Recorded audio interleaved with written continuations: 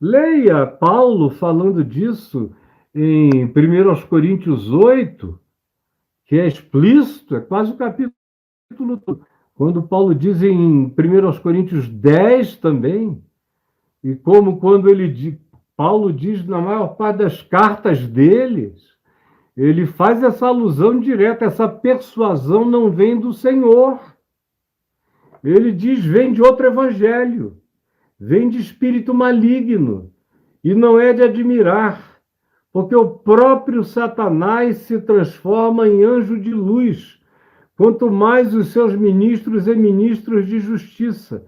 E em 1 Coríntios 10, Paulo diz, vocês estão pensando que aqueles a quem, ou aqueles sacrifícios que o povo de Israel fez no deserto, fez ao Senhor Deus? E a resposta é não. Foi a demônios que ofertaram. Foi a demônios que ofertaram. É o que eu vejo aqui, cultos sendo ofertados a Satanás, ao diabo. Porque onde vocês adoram Deus Sonaro, Messias Sonaro, Jair Sonaro, vocês estão praticando a pior idolatria desde que o evangelho chegou na terra brasileira.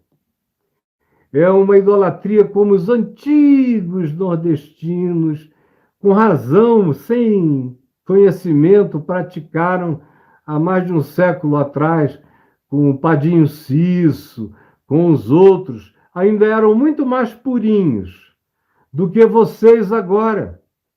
O Padinho Cisso de vocês está aí. É o Deus Sonaro, o Deus da adoração de vocês, dos cultos de vocês, dos louvores de vocês. É o Salvador de vocês. É o Senhor de vocês. Não adianta dizer que eu estou exagerando, eu estou falando a verdade. O Espírito Santo em mim dá testemunho. E quem vai se levantar para negar? E eu queria encontrar alguém que viesse ter a coragem de dizer isso da minha face. Onde? Cadê esse homem que eu não conheço? Venha me dizer. Pode vir como quiser. Vocês sabem que eu não tenho medo de nenhum de vocês, nem da soma de todos. Maior é quem me habita, vocês estão entendendo?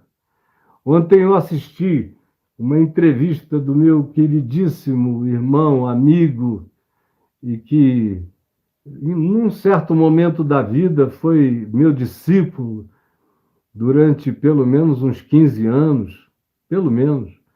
E eu vi dando uma entrevista muito límpida, muito pedagógica, muito cristalina, muito educada, ali na Globo News.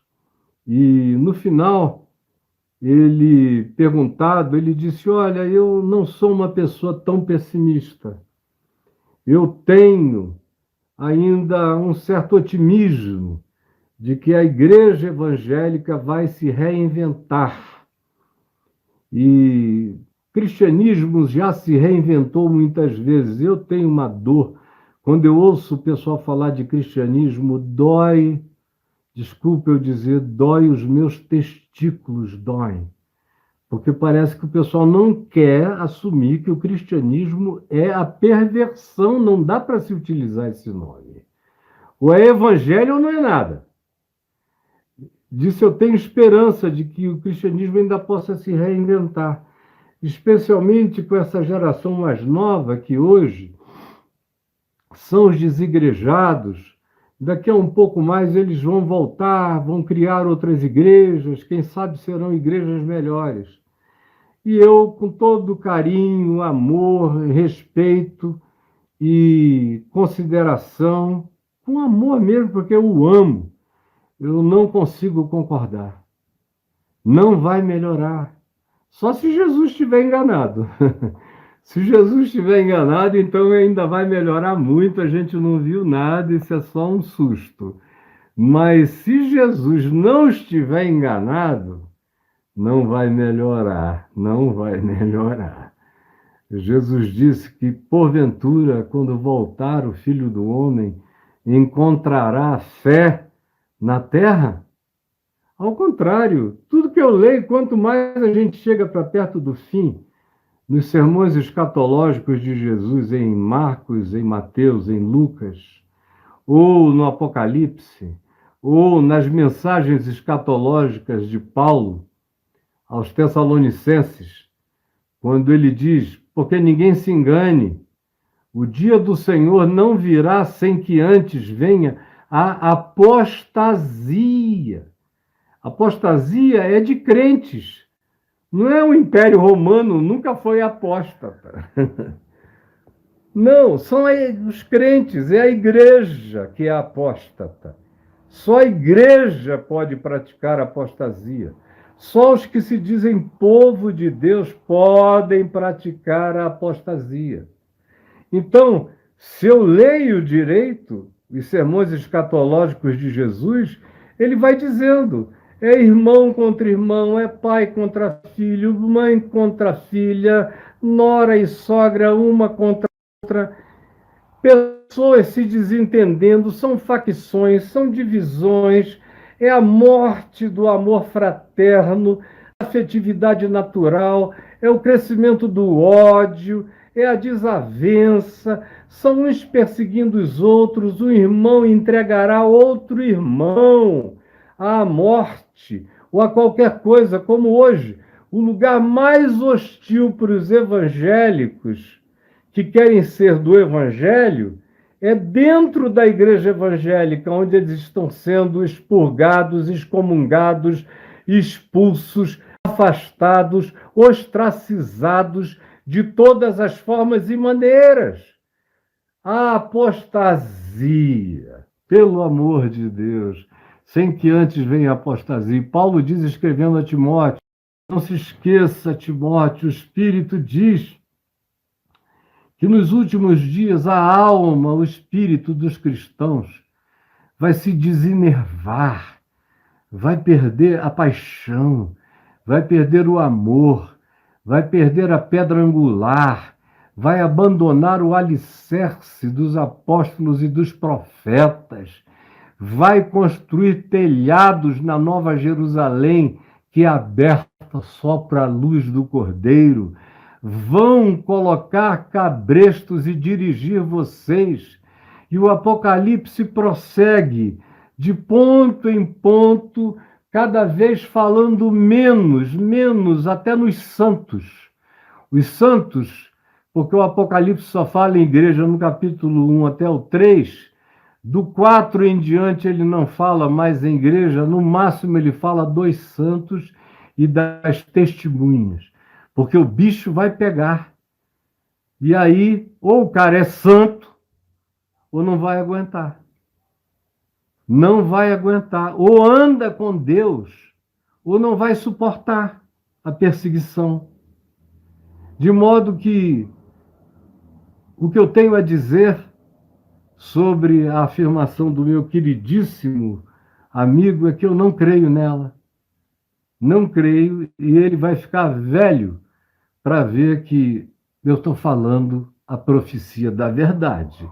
Não vai melhorar, não tem reinvenção. Eu detesto essa palavra reinvenção.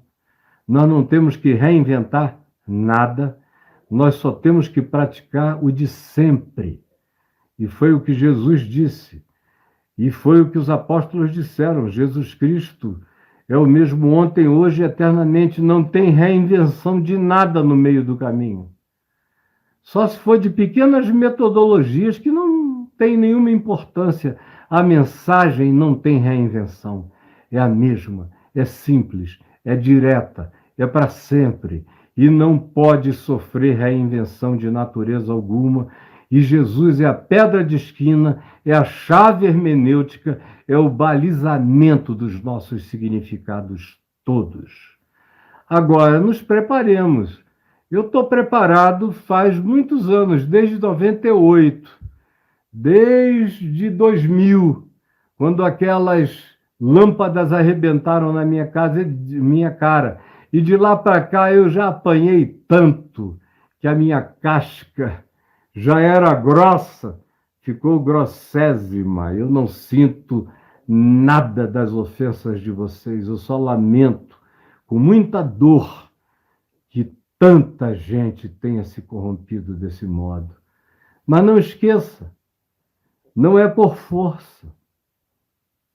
Tem muita gente aí achando que é por força. A maioria está pensando que é por força, que é por violência, que é na brutalidade, na gritaria, na ofensa, no palavrão, no ódio. Não é por força, disse o Senhor, nem por violência, mas é pelo meu Espírito. Se não for trabalho do Espírito de Deus, não há violência que possa nos melhorar. Ninguém consegue vencer o mal com o mal, violência com violência. Jesus disse que aquele que usa da espada, com a espada será ferido. O princípio é esse. Use a arma e essa arma machucará você. E tem muita gente pensando que Jesus é pró-idiotice. Só o Jesus endiabrado que vocês passaram a cultuar é que tem a ver com essa loucura. E não peçam de mim palavras mais brandas, eu não as tenho a declarar. Meu coração está espremido de tristeza. E prestem atenção em mais o seguinte: nós não estamos lidando só com um partido de um lado ou um partido do outro. Tem muito principado e potestade. E não adianta vir com aquela exegesezinha de idiota, como hoje de manhã eu recebi aqui, dá vontade de gargalhar, mas, ao mesmo tempo, é enviado para tanta gente ignorante que crê, que acaba dando vontade de chorar. O cara mandou para todo mundo: não esqueçam do que diz a palavra. Aí começa até a inventar versículos. Começa até a dizer que tem que estar à direita de Deus. À esquerda de Deus está sempre o mal. Quando não é verdade. À direita está o filho. Mas a mãe de Tiago e João disse: permite que esses meus dois filhos, um se assente à direita, outro à esquerda, porque para ela tanto faria. Aí citaram Provérbios, que o teu caminho não se desvie. Para a esquerda puseram. Vai para a direita, quando na realidade o livro de Provérbios repete uma formulazinha cansativa até: não se desvie nem para a direita nem para a esquerda. Ou seja, anda no caminho da sabedoria. E aí ficam citando, e direita para um lado e esquerda para o outro, como se tivessem esse significado. Mas a burrice é tão grande que não sabem que a direita e a esquerda nasceram no parlamento inglês. Quando o Partido Conservador sentava do lado direito, senta, e o partido mais liberal ao lado esquerdo. Foi daí que veio direita e esquerda, mas não tem nada a ver com coisa alguma, muito menos a ver com a Bíblia. Mas vocês são levados por toda e qualquer, não vou nem dizer vento de doutrina, mau hálito de doutrina, já leva vocês para qualquer que seja o engano, minha gente.